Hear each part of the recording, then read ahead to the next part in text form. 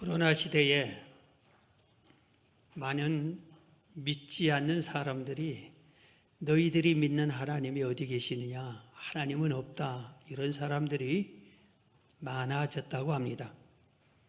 심지어 믿는 사람들 속에서도 이런 시대에 더 열심히 기도하고 더 열심히 하나님을 찾는 성도들이 있는 반면에 하나님은 정말 존재하는가?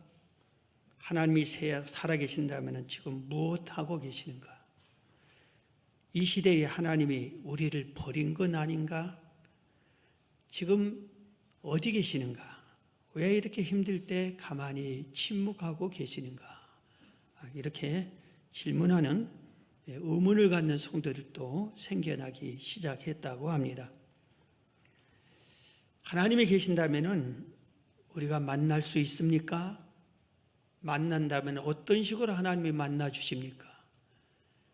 하나님이 계신다면 우리가 기도할 때 하나님은 어떤 식으로 우리에게 응답해 주십니까? 이런 질문들이 있는데 오늘 말씀은 이런 질문들에 대한 해답이 되겠습니다. 먼저 말씀드립니다. 하나님은 살아계십니다. 그리고 우리의 기도를 듣고 응답해 주십니다. 지난 3월부터 4월, 5월 지금까지 계속해서 대신방을 이어가고 있습니다. 집으로 찾아가는 신방도 많이 했습니다. 심지어 저기 부천에서 우리 교회 나오는 권사님 댁, 또 춘천 거기런 데까지 찾아가서 신방을 했습니다. 또 화상 통화를 통해서 전화로 신방하는 경우도 여럿 있었습니다. 지난 봄에 캐나다에 떠났던 캐나다에 있는 성도하고도 이렇게 통화로 신방을 했습니다. 사업장을 찾아가서 신방을 많이 했고 또 사업을 개업하는 성도들 또 이렇게 찾아갔습니다. 지난주에는 의정부에서 병원을 개업하는 우리 권사님 개업 예배 겸 신방 예배를 드리기도 했습니다. 목양실에서 코로나 시대니까 목양실에서 이렇게 신방을 받는 그런 가정들도 여럿 있었습니다. 신방을 하면서 느낀 점이 있습니다. 야, 신방 하나님이 잘 시켰다. 이런 느낌과 함께 대부분의 우리 성도들이 제 생각과는 달리 전부 다 이런 말씀들을 참 많이 해주셨어요. 하나님은 우리와 함께 해주셨습니다. 주의 은혜로 지금 이겨나가고 있습니다. 은총을 베풀어 주셔서 감사합니다. 하나님은 살아계십니다. 우리를 인도하십니다. 이런 신앙 고백의 얘기들을 많이들 했었습니다. 오늘 말씀 제목처럼 하나님은 어떻게 우리에게 응답해 주시는가? 어떤 방법인가? 하나님이 우리에게 찾아와서 말씀하신다면 그 말씀해 주시는 방법들이 무엇인가? 이를 성경을 통해서 우리가 배우고 나도 이런 방법으로 하나님을 응답받고 하나님의 말씀을 대화를 해야 되겠구나 하는 것을 깨달아야 되겠습니다. 먼저 오늘 본문 사도행전 10장에 보면은 환상을 통해서 하나님이 우리에게 응답 주시고 만나 주신 것을 보여줍니다. 본문을 다시 읽어드립니다. 사도행전 10장 1절 가이사라에 고넬료라 하는 사람이 있으니 이달리아 부대라 하는 군대의 백부장이라. 그가 경건하여 온 집안과 더불어 하나님을 경외하며 백성을 많이 구제하고 하나님께 항상 기도하더니 하루는 제9시쯤 되어 환상 중에 밝히 보매 하나님의 사자가 들어와 이르되 고넬료야 하니 고넬료가 주목하여 보고 두려워 이르되 주여 무슨 일이니까? 천사가 이르되 내 기도와 구제가 하나님 앞에 상달되어 기억하신 바가 되었으니 내가 지금 사람을 요빠에 보내어 베드로라는 시몬을 청하라. 그는 무두장이 시몬의 집에 유숙하니 그 집은 해변에 있다 아니라 그랬어요. 고넬료는 어떤 사람이냐면은 이스라엘을 점령시킨 적군의 고급 장교입니다. 로마 장교예요. 그런데 이가 예수를 믿었습니다. 믿음을 가졌습니다. 그러면서 여호와를 경외했습니다. 백성들을 많이 구제했습니다. 하나님께 항상 기쁘게 기도했습니다. 그런데 어느 날 항상 그 사람은 제9시 기도 시간을 정해놓고 하는 것 같아요. 기도하는데 환상을 하나님이 보여주셨습니다. 그러면서 환상 중에 하나님의 사자가 나타나서 고넬료야, 너의 기도와 너의 구제가 하나님께 상달됐다. 하나님 너에게 은혜를 베푼다. 그러니 너는 욥바에 사람을 보내서 거기에 있는 베드로를 초청해 오너라 그럽니다. 베드로는 시몬이라고 하는 욥바 시몬이라는 집에 있다. 그런데 이 시몬의 집은 해변가에 있다 하고 지역과 그 장소까지 세밀하게 알려줍니다. 고넬료는 깜짝 놀랐습니다. 그래서 경건한 자기 종 2명을 불러서 욥바로 여차여차한 시몬의 집을 찾아가라. 거기 베드로 선생님 모셔오너라 그랬습니다. 그래서 이 두 사람이 욥바로 가는 도중인데 욥바에서 똑같은 환상을 보는 사람이 있었어요. 욥바 시몬의 집에 있던 베드로는 그 시몬의 집 옥상에 올라가서 하나님께 기도를 했어요. 그런데 기도하는 중에 하나님이 거기서 베드로에게도 환상을 보여줍니다. 환상을 보여주는데 하늘에서 큰 그릇이 내려옵니다. 그릇에는 유대 율법에 먹지 말라고 했던 속된 음식들이 골고루 들어있어요. 그러면서 이 음식을 먹으라 그럽니다. 그러니까 베드로가 주여 저는 이 음식을 안 먹습니다. 이 어떻게 속된 것을 먹습니까? 나는 거룩한 음식만 먹습니다. 그랬더니 야 내가 먹으라면 먹어. 내가 그걸 깨끗하게 했으니까 먹어라. 이렇게 말씀을 했습니다. 그런데 이 환상을 똑같은 환상을 3번이나 보여줍니다. 3번째 보고 있는데 누가 대문을 두드리는 소리가 납니다. 여기 베드로 선생님 계십니까? 그래서 베드로가 그때서 깨닫게 됩니다. 가서 이들이 이렇게 얘기합니다. 우리 주인은 로마 장군입니다. 그런데 이분이 기도하는 중에 환상을 봤는데 여기에 베드로 선생님을 모셔오라고 했습니다. 가시죠. 그럽니다. 그래서 베드로가 깨닫습니다. 아, 이 환상이 그 당시에 이방인들을 속되다고 해서 이방인은 구원이 없는 줄 알았어요. 오직 이스라엘 백성에만 하나님이 택하고 그 민족만 구원한 줄 알았는데 그게 아니구나. 이방 사람들도 하나님을 믿고 구원받을 수 있구나. 그들에게도 가서 복음을 전하라는구나. 믿고 순종하고 따라갑니다. 거기 가서 고넬료가 많은 자기에 속한 식구들, 식솔들, 종들, 군인들 다 모아놓고 베드로의 말씀을 듣고 모두 다 세례받고 구원받는 내용이 이렇게 나옵니다. 환상이라고 하는 것은 기도하는 사람에게 나타납니다. 기도하고는 사람에게 나타나는데 눈을 감아도 대개 기도할 때 눈 감고 기도하잖아요. 그럼 환상이 나타나. 그러면 자기도 모르게 눈을 떠도 똑같은 환상이 보입니다. 환상이 이렇게 영화 스크린을 보는 것처럼 우리가 극장에 가면 스크린이 딱 보는 것처럼 그 다음에 TV 화면에 보이는 것처럼 우리가 이게 다른 곳에서 지금 예배 실황을 화면으로 보는 곳이 있잖아요. 그러면 그 상황 그대로 저기도 여기도 이대로 보이는 것처럼 이렇게 나타나요. 그런데 보는 사람들이 이게 실제인지 현실인지 아닌지 꿈인지 분간하기가 어렵습니다.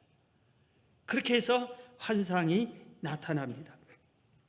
오늘 이 환상은 하나님께서 또 이렇게 응답의 방법 중에 하나로 말씀을 전해하는 방법 중에 하나로 이 환상을 통해서 전해주는데 성경에 여러 사람들이 환상을 봤어요. 신약의 사람, 구약의 사람 많이들 환상을 봤습니다. 아브라함, 여호수아, 모세, 사무엘, 이사야, 에스겔, 아모스, 스가랴, 또 바울, 베드로, 요한계시록을 기록한 사도 요한은 전부 다 이 계시록 내용이 환상을 보고 기록한 내용입니다. 환상으로 천국을 보여주고, 모든 천국의 길을 보여주고, 성벽을 보여주고, 천국의 문을 보여주고, 이런 것들을 환상으로 보여준 것을 그렇게 기록했습니다. 두 번째입니다. 하나님께서는 우리에게 응답하시는 방법, 말씀하는 방법이 예언을 통해서 할 수 있어요. 오늘 본문이 사도행전 10장인데 그 다음 장 11장에 보면은 사도행전 11장 28절에 그 중에 아가보라 하는 한 사람이 일어나 성령으로 말하되 천하에 큰 흉년이 들리라 하고 예언을 했어요.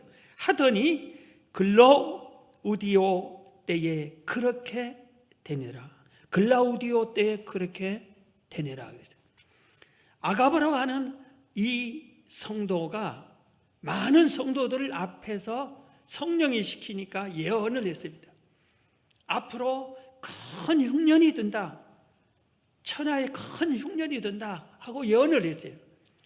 그런데 예언은, 참 예언은 그대로 이루어집니다.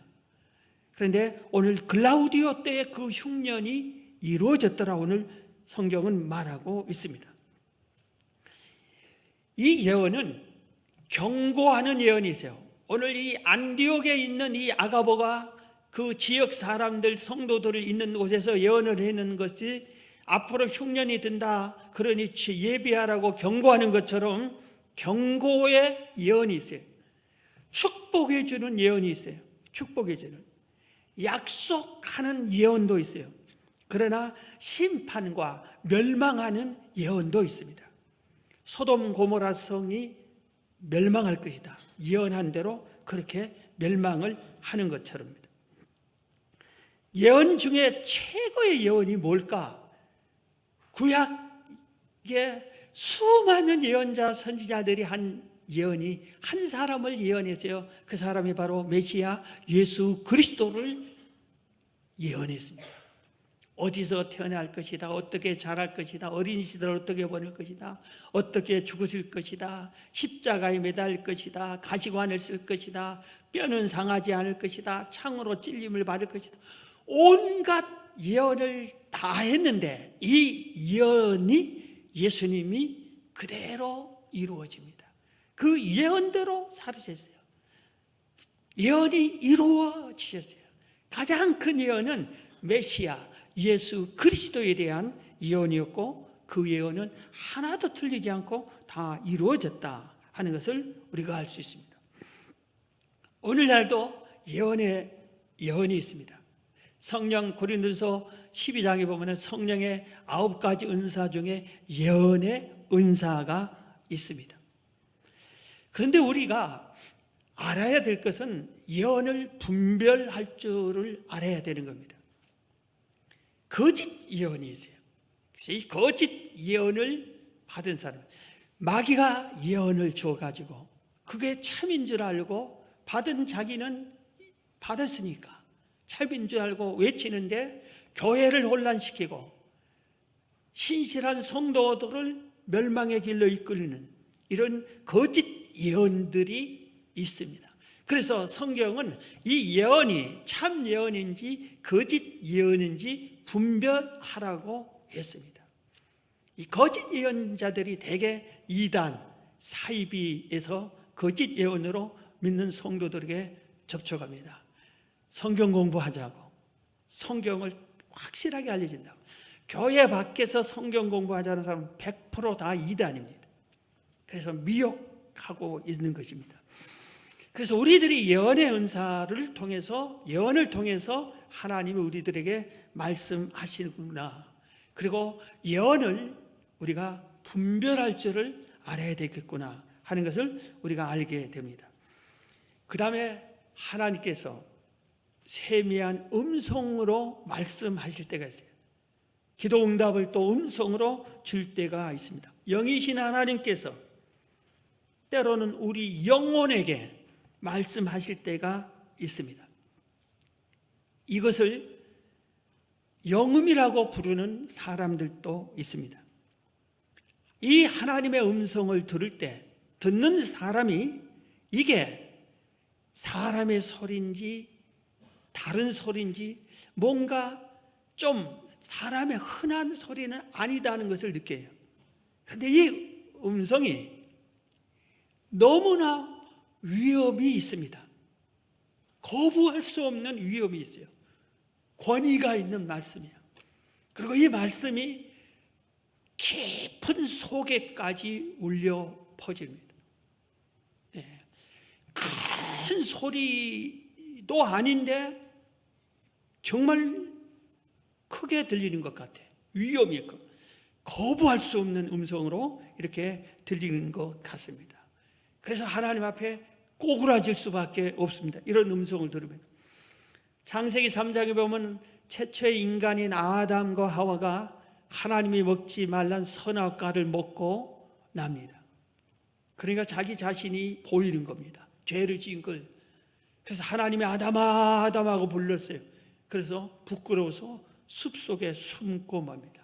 아담아 아담아가 하나님이 부르셨어요.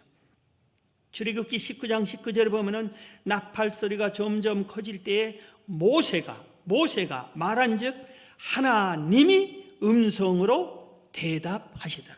하나님이 음성으로 대답하시더라. 하나님과 모세가 시내 산에서 두 분이 서로 말을 주고받았다 이겁니다. 마태복음 3장 16절 이하에도 예수께서 세례를 받으시고 곧 물에서 올라오실 때 하늘이 열리고 하나님의 성령이 비둘기같이 내려 자기에게 임하심을 보시더니 하늘로부터 소리가 있어 말씀하시되 이는 내 사랑하는 아들이요 내 기뻐하는 자라 하시니라. 이 장면은 예수님께서 세례 받을 장면입니다. 예수님께서 세례 요한에게 나타나셨어요.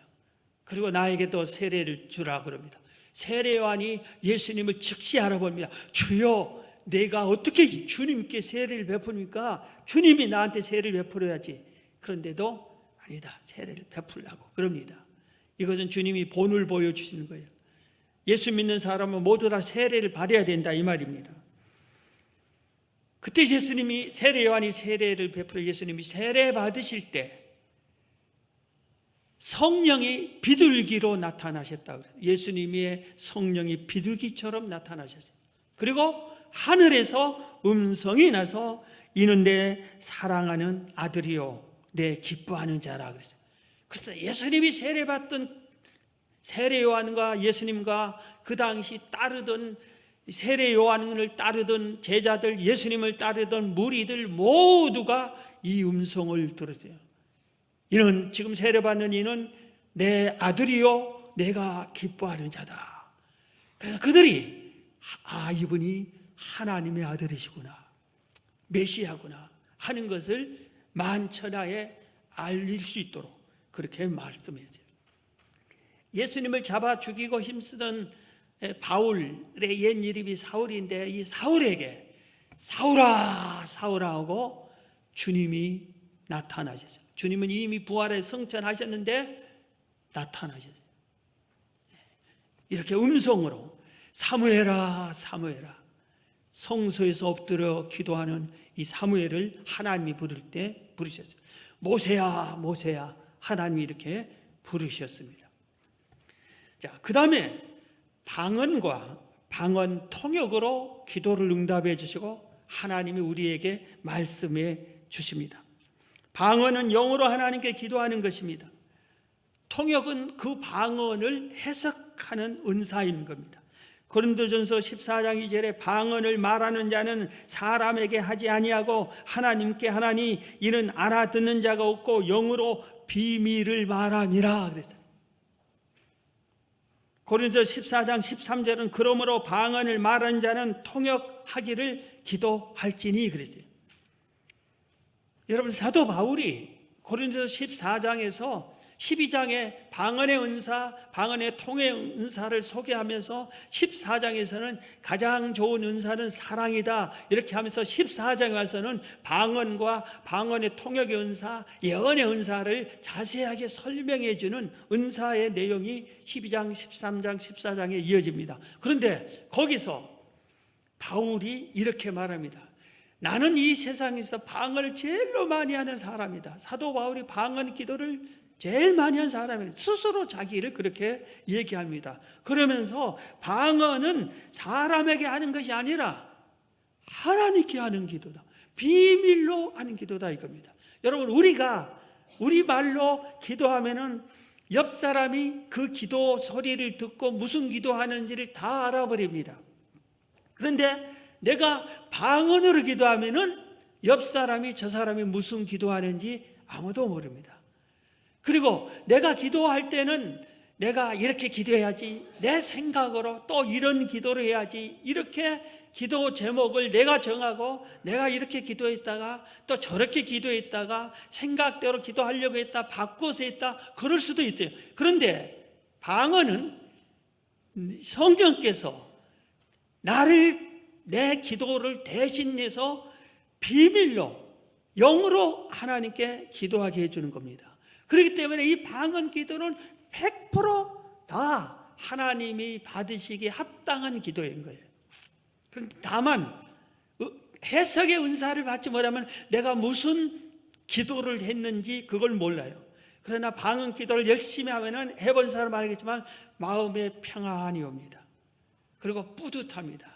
그리고 기도했구나 하는, 기도다운 기도를 했구나 하는 것을 금방 알 수 있습니다. 그런데 한 가지 아쉬운 점은 내가 지금 무슨 기도를 했지? 대강 눈치는 채요. 그런데 내가 무슨 기도를 했지? 이것은 자세하게는 모릅니다. 그래서 방언을 받은 사람은 통역하기를 기도해서 통역 은사도 받아라 하고 지금 바울이 말한 겁니다.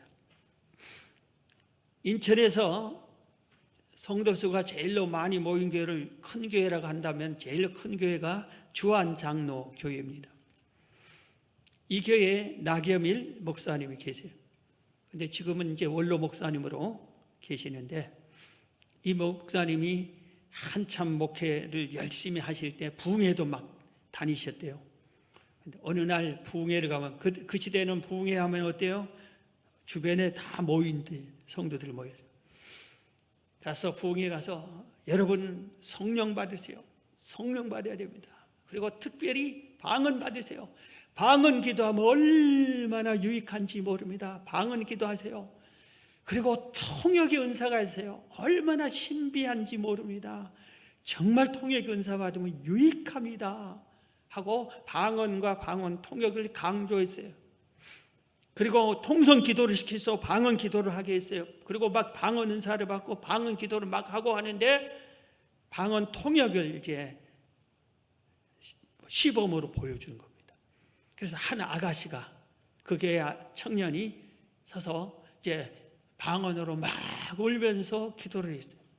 그래서 목사님이 이분의 기도의 첫 번째 하는 기도를 통역하겠습니다 하더니, 이 아가씨가, 이분이 결혼을 했는데 자기 때문에 자기가 잘못해서 결혼이 실패했습니다. 그래서 지금 하나님께, 하나님, 내가 내 실수로 결혼이 실패해서 우리 가정이 무너졌는데 용서해 주세요 하고 울면서 기도하고 있습니다 하고 통역을 했어요.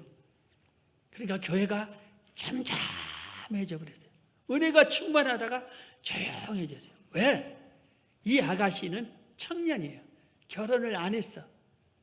그런데 결혼을 했고 결혼 실패자로 지금 통역이 나온 겁니다.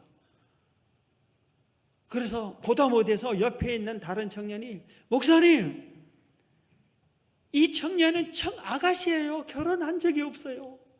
아가씨예요. 그렇게 얘기합니다. 그래서 목사님이 이렇게 말했어요. 아닙니다. 분명히 통역은 결혼했고 결혼을 실패한 분입니다 하고 통역이 그렇게 나옵니다 그랬어요. 그랬더니 이 아가씨가 두려운 마음으로 또 얼굴이 빨개져 가지고 목사님께 얘기했어요. 목사님 말씀이 맞습니다. 제가 온 교회를 속였습니다.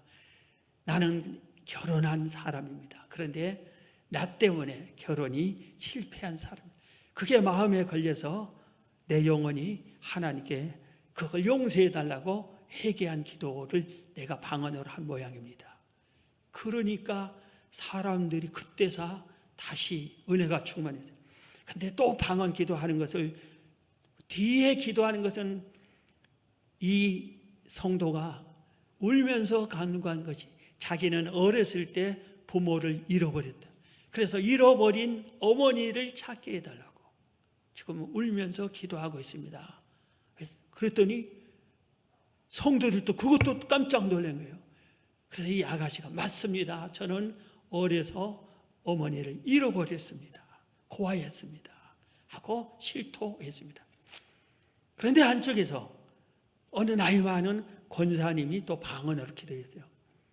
방언 기도하는데 목사님이 또 간절히 울며 기도하는 이 권사님을 방언 기도를 통역해 줬어요. 그래서 목사님 고개를 갸우뚱하고 신기하다고 생각해요. 이 권사님은 지금 울면서 하나님께 방언으로 기도하는 기도의 내용이 어려서 자기 딸을 잃어버렸다고, 그 딸을 찾게 해달라고 울며 기도합니다. 했더니 성도들이 또 조용하는 거예요. 모두 다 이 권사님의 딸 잃어버렸다는 소리를 한 번도 들은 적이 없어요.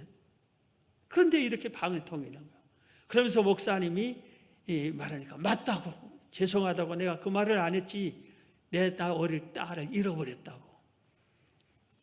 그러면서 목사님이 하나님의 은혜가 신기합니다. 오늘 이렇게 한쪽은 어머니를 잃어버렸다고, 한쪽은 딸을 잃어버렸다고 찾게 해달라고 기도하는데, 이렇게 동시에 이렇게 기도하는 걸 보니 두 사람 한번 대화를 나눠보세요 했더니 잃어버린 딸이었어요. 잃어버린 엄마였어요. 그러니 그 온 교회가 하나님의 역사하심에 얼마나 영광을 하나님께 크게 돌렸겠습니까? 이번에 책 속에 이 내용이 자세히 있어서 제가 이 내용을 읽어본 적이 있습니다. 사랑하는 성도 여러분, 방언 많이 하십시오. 그리고 통역도 하십시오. 그렇게 하면 얼마나 기도하는 것마다 상달되는 기도가 방언 기도예요. 어떨 때는 우리가 기도할 때 우리의 정욕으로 기도할 때가 있어요. 그런데 방언 기도는 정욕이 포함이 안 돼요. 하나님께서 성령으로 기도를 시켜주니까. 그래서 방언의 은사 받은 사람은 안 해버리면 잃어버려요. 계속 기도해야 돼요. 그 다음에 천사를 통해서 하나님이 말씀해 주시고 기도를 응답해 주십니다.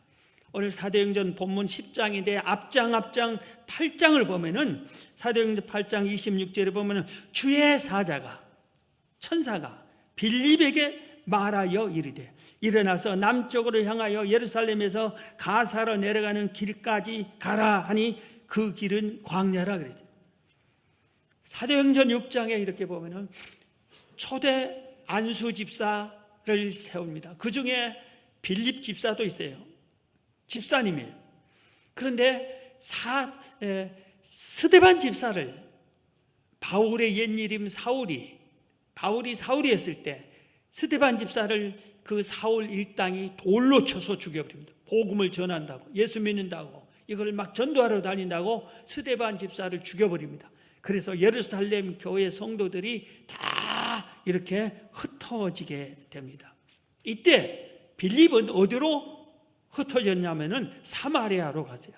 그래서 사마리아 성에 가서 예수 믿는다고 죽이니까 도망왔는데, 거기서 입 다물고 조용히 살자가 아니라 거기서 또 막 예수님이 구세주입니다.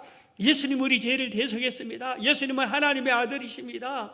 예수님이 죽었다가 사흘 만에 부활하셨습니다. 여러분 죄사함 받아야 천국 갑니다. 예수 믿어야 구원받습니다. 천국 갑니다. 열심히 복음을 전했어요. 예수 믿는 사람 잡아 죽인다고 해서 도망왔는데 조용히 있는 게 아니라 복음을 전했어요. 그랬더니 수많은 사마리아 성 사람들이 예수를 믿습니다. 그래서 모인 사람들 중에서 병든 자를 빌립 집사님인데 기도해 주면 병이 낫고 귀신이 쫓아나고 놀라운 역사가 나타납니다. 전도의 풍성한 열매가 사마리아 성에 맺혀 있어요. 그런데 갑자기 오늘 말씀에 주의 사자가 천사가 나타나서 이 사마리아 성 전도를 게으르고 안 하는 것이 아니라 열심히 하고 열매도 풍성히 맺고 계속해서 전하고 있는데 너는 빨리 지금 광야로 가라 하고 광야로 보냅니다. 그래서 빌립은 내가 내일 하느냐? 광야는 사람도 없는데 불순종하기 쉬운데도 그래도 순종하고 천사가 와서 얘기하니까 가서 광야로 갔습니다. 갔더니 웬 마차가 오는 거예요. 그 마차를 가서 보니까 마차에게 천사가 가까이 가라 그럽니다.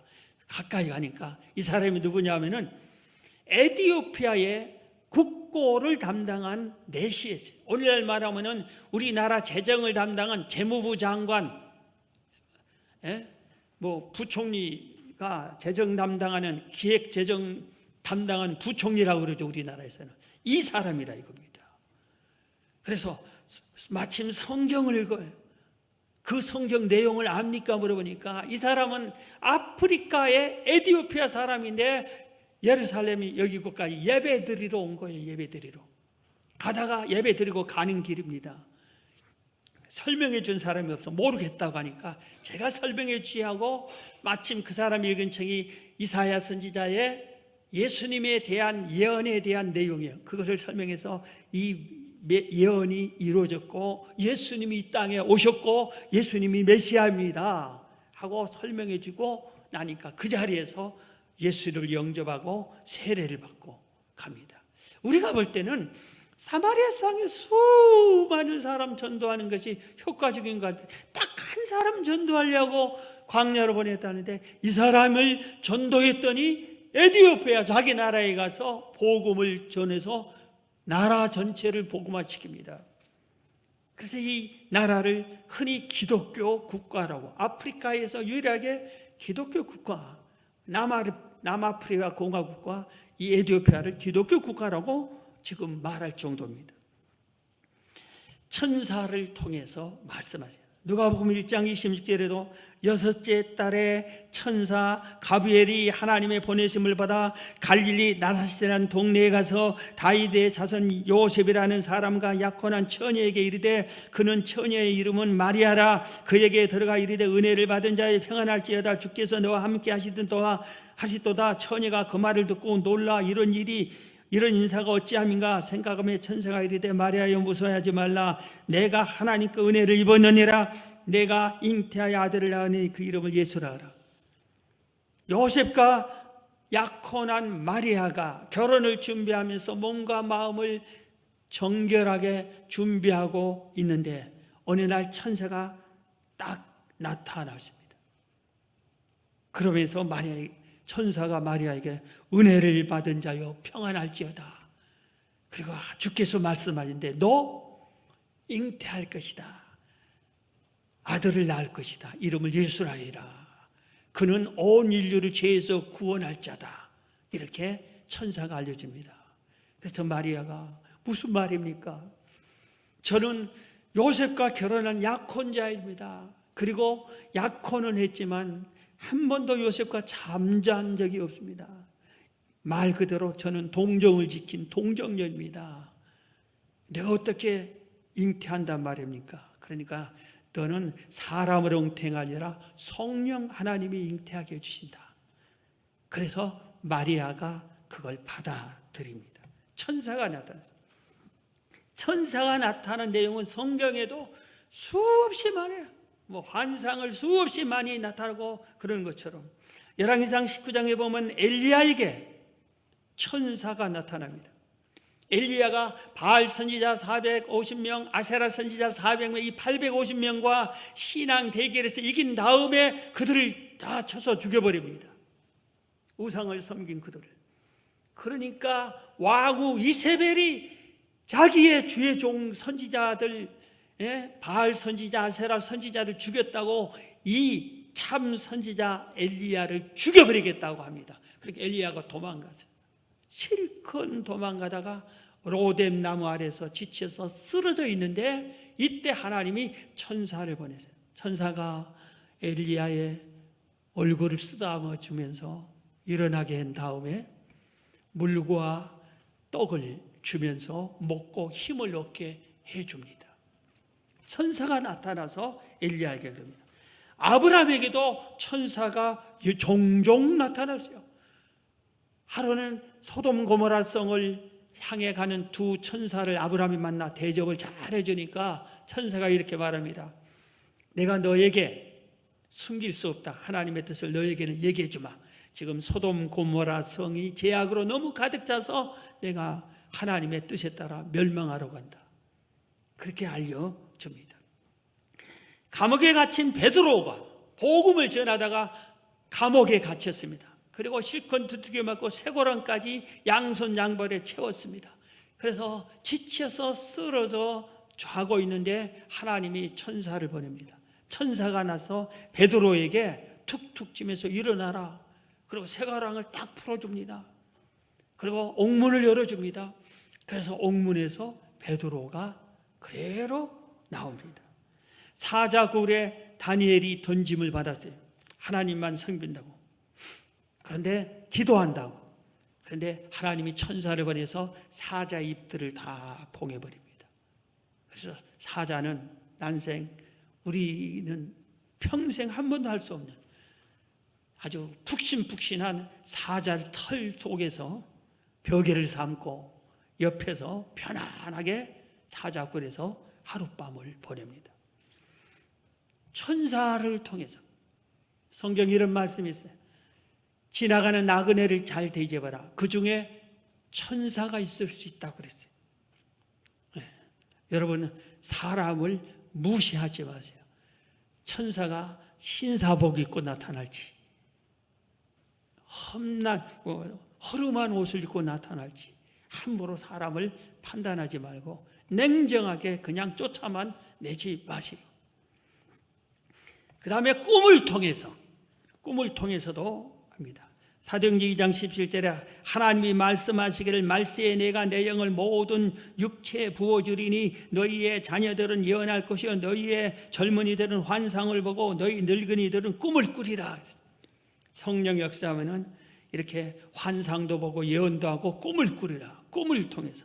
그런데 꿈에는 제일로 이게 곡해하는 경우가 많아요. 꿈은 세 종류가 있어요.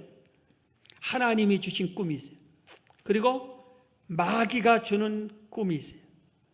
그리고 자기가 스스로 꾸는 꿈이 있어요. 이것을 흔히 말하면 개꿈이라고 그러죠. 이 개꿈은 거의 매일 꿈을 연구한 학자들 보면 웬만한 사람들은 보통 사람들이 거의 매일 꿈을 꾼대요. 그런데 깨면서 다 거의 잊어버린대요. 기억 남은 것도 잊어버린대.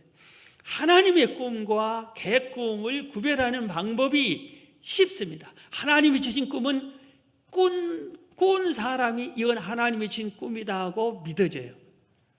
알게 돼. 그리고 그 꿈이 잊어지지가 않아. 확실해. 그런데 개꿈은 그 다음날 가면 잊어버려요. 여러분 아침에 일어나서 눈을 떴는데 꿈 꿨네 했는데 저녁에 생각나요? 대부분 다 생각이 안 나. 기억도 안 나. 관심도 없어요. 이런 다 개꿈이에요. 그런데 개꿈 가지고 와서 하나님의 뜻이라고 가끔 하다가 실수하는 경우가 있어요. 이것도 분별을 잘해야 됩니다. 환경을 통해서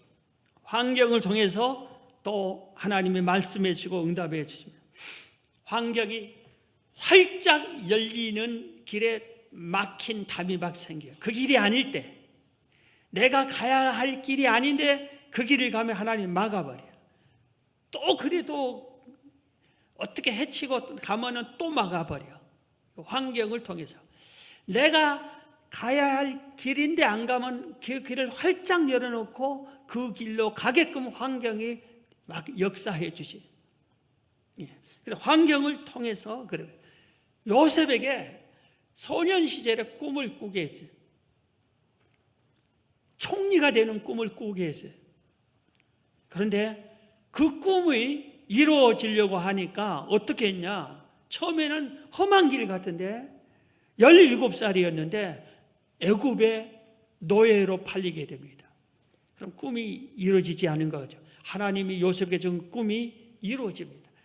노예에서 나중에는 제수가 되고, 제수가 되는데 그 애굽의 바로왕이 희한한 꿈을 꿨는데 애굽 전역의 사람들이 아무도 해석을 못해요. 근데 요셉이 그 꿈을 해석해 주니까 바로왕이 그 자리에서 애굽의 제일 높은 자리 총리를 요셉에게 하게 합니다. 꿈을 이루어지는 겁니다. 마지막으로 한 가지 성령의 감동, 감화가 있습니다. 자, 이렇게 제가 시간이 없어 설명을 길게 못하는데 8가지를 얘기했는데 우리가 알아야 할 게 있어요. 하나님의 응답은 이 8가지만 있다? 맞습니까? 틀립니까?